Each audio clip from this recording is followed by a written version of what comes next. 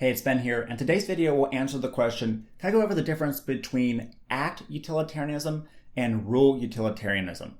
So first I'll explain what utilitarianism is and go into the differences between the two. It will also include an explanation of strong rule versus weak rule utilitarianism. It will also include an explanation of what two-level utilitarianism is as well. And if you liked this video and thought it was helpful or interesting, please consider sharing it with others and subscribing for more videos just like this using the link in the description, and turn on the notification bell whenever you do so to receive updates when new videos are out.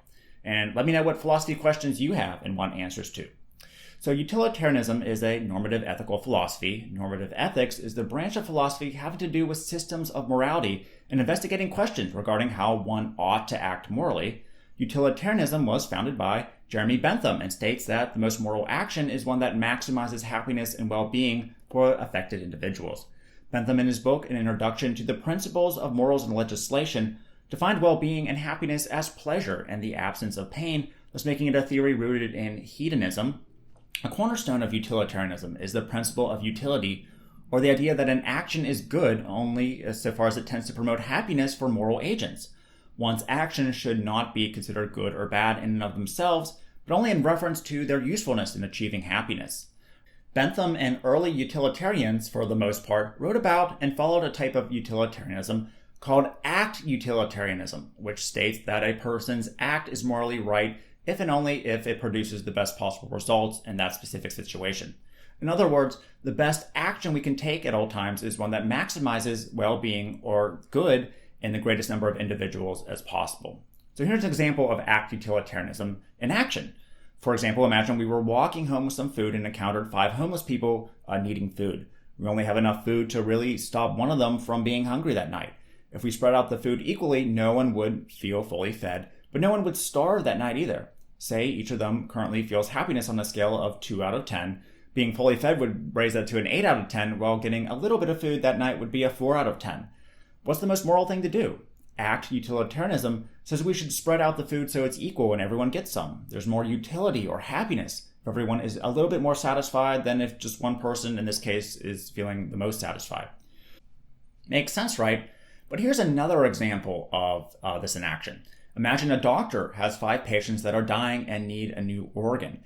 A homeless beggar with no family shows up to the hospital with all the functioning organs the patients need. Should the doctor kill the beggar and use his organs to save the 5 patients?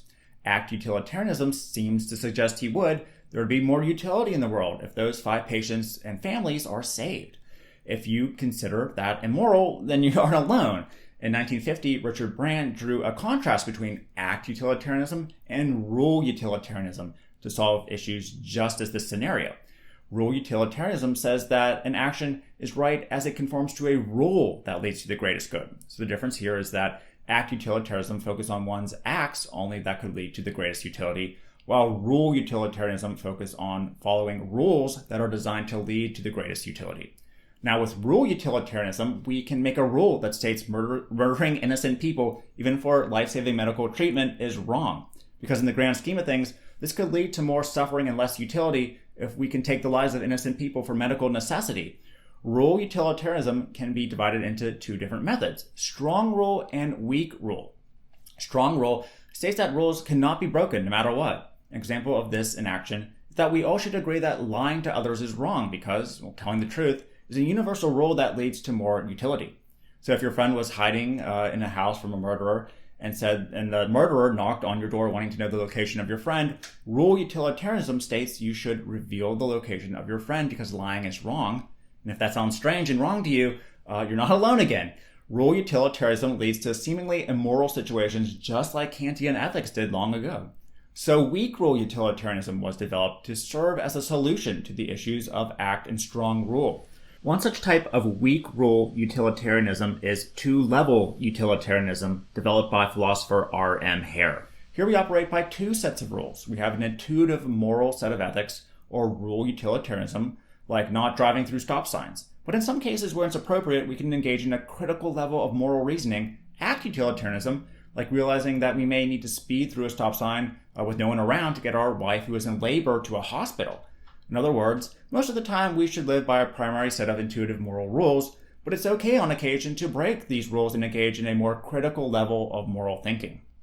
So there's other forms of utilitarianism that I can get into in other videos, but essentially that's what the difference between act and rule versions are. And hopefully this video clearly explained what the difference are. And again, if you thought it was helpful, please share it with others and subscribe for more videos like this using the link in the description, and turn on the notification bell to know when the videos are released. Thanks for watching, and I'll see you in another video again.